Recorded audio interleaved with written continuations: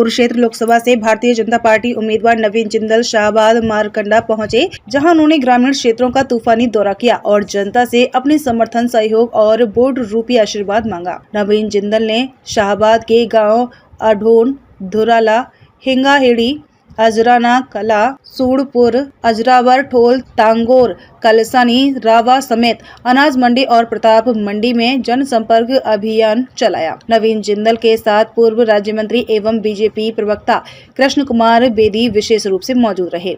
बेदी ने केंद्र और प्रदेश सरकार के काम और पीएम नरेंद्र मोदी की नीतियों को जनता के समक्ष रखा। कृष्ण बेदी ने नवीन जिंदल के चुनाव प्रचार अभियान को आगे बढ़ाते हुए देश में पीएम नरेंद्र मोदी की हैट्रिक का दावा किया। इस मौके पर बीजेपी प्रत्याशी नवीन जिंदल का जगह जगह जोरदार स्वागत हुआ।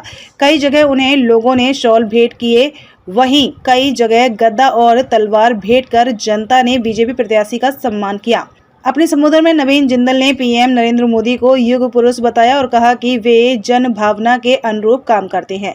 यही कारण है कि वे जनता की पहली पसंद हैं। सुनिए जिंदल ने क्या कहा। मेरे सम्मानित बुजुर्गों, मेरे भाइयों, मेरे नौजवान साथियों, सुन रही मेरी माताओं बहनों, आप सभी को मेरी राम राम, मेरी सत श्री अकाल। आज आपके बीच में हम सभी भारतीय जनता पार्टी के साथी आए हैं और मुझसे पहले गुरनाम सिंह जी ने भी और कृष्ण बेदी जी ने भी बहुत विस्तार से सारी बातें आपको बताई। हम लोग पौना घंटा देरी से भी आए, उसके लिए मैं क्षमा चाहता हूं। आज हम आए हैं आप सबके बीच, जैसे कि भाई कृष्ण बेदी जी ने बताया, ये चुनाव जो है इनका महत्व कुछ और है। इन चुनावों से हम ये मतलब ना ले भाई ये मेरी गली नहीं बनी, मेरा जो है पीला कार्ड नहीं बना, मेरा नौकरी नहीं लगा। ये मुद्दे जो है हर काम के लिए अलग अलग, कहीं सरपंची का चुनाव होता है, कहीं जिला परिषद है, कहीं ब्लॉक समिति है, कहीं विधायक है। ये चुनाव है देश का प्रधानमंत्री चुनने का। हम भारतीय जनता पार्टी के तो छाती ठोक के कहते हैं कि भी हमारे प्रधानमंत्री नरेंद्र मोदी जी हैं और आगे भी नरेंद्र मोदी जी होंगे। उनके नेतृत्व में, उनकी नीतियों के अनुसार हम ये चुनाव लड़ रहे हैं। हम आपके बीच में आए हैं। जो विपक्षी दल हैं जो सामने आते हैं, क्या उन्होंने भी डिक्लेयर किया है कि उनका प्रधानमंत्री का कैंडिडेट कौन है? बताओ जी। अगर वो किसी का नाम ले दें फिर क्या होगा? फिर उनके आपस में जूत बाज जाएंगे, जैसे हरियाणवी भाषा में बोलते हैं, सीधी बात में उनके जूत बाज जाएंगे उन पर। तो इसलिए उनकी ना कोई नीति है, ना कोई नियत है। और यहाँ पर आपने देखा है कि पिछले 10 वर्षों के अंदर मोदी जी ने बहुत से ऐतिहासिक फैसले लिए, कृष्ण बेदी जी ने उनको बताया, और हरियाणा सरकार ने बहुत से, मनोहर लाल जी के नेतृत्व में बहुत से ऐतिहासिक फैसले लिए, जिस हर घर सरकार पहुंची है, हर व्यक्ति के दरवाजे सरकार पहुंची है किसी न किसी स्कीम के अंतर्गत। और हम सब बहुत सौभाग्यवान हैं, बहुत सौभाग्यशाली हैं कि कल तक जो हमारे सांसद थे नायब सैनी जी, वो आज हरियाणा प्रदेश के मुख्यमंत्री हैं। अब हम जाके जब उनसे, मैं और कृष्ण बेदी जी को तो वो बहुत बहुत मानते हैं, तो जब हम दोनों जाकर के और दुलारा गांव की बात करेंगे तो कभी नाटेंगे, कभी वो जो है तुरंत जो है उन बातों को कहेंगे कि हाँ भाई ये तो मेरा अपना गांव है, यहाँ पे काम करो। तो हम सब बहुत कुछ करना चाहते हैं और मेरा आपसे जो रिश्ता है ये 30 साल पुराना रिश्ता है। मेरे पिताजी स्वर्गीय ओम प्रकाश जिंदल जी आप लोगों के बीच आए थे, 95 में 96 में आके चुनाव लड़ा था, आप लोगों ने उन्हें जिताया। उन्हें समय मिला था सिर्फ 13 महीने का। आप जानते हैं कि हरियाणा विकास पार्टी का और बीजेपी का गठबंधन था और अटल बिहारी जी की सरकार जो 13 महीने में पहली सरकार गिर गई थी, याद है आपको?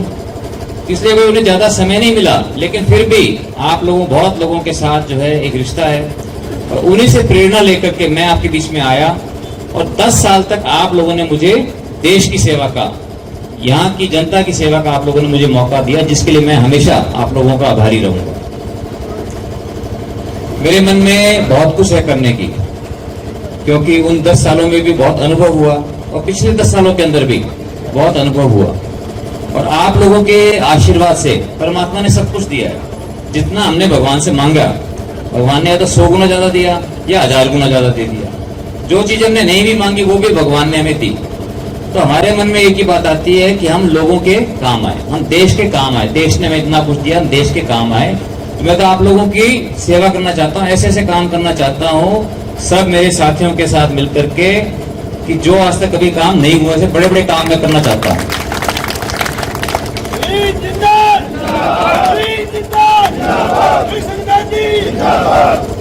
आप लोगों का आशीर्वाद और आप लोगों का प्यार ही हमारी ताकत है, और हमारे पास कुछ भी नहीं है। आप लोगों के आशीर्वाद के बिना हम कुछ नहीं कर सकते।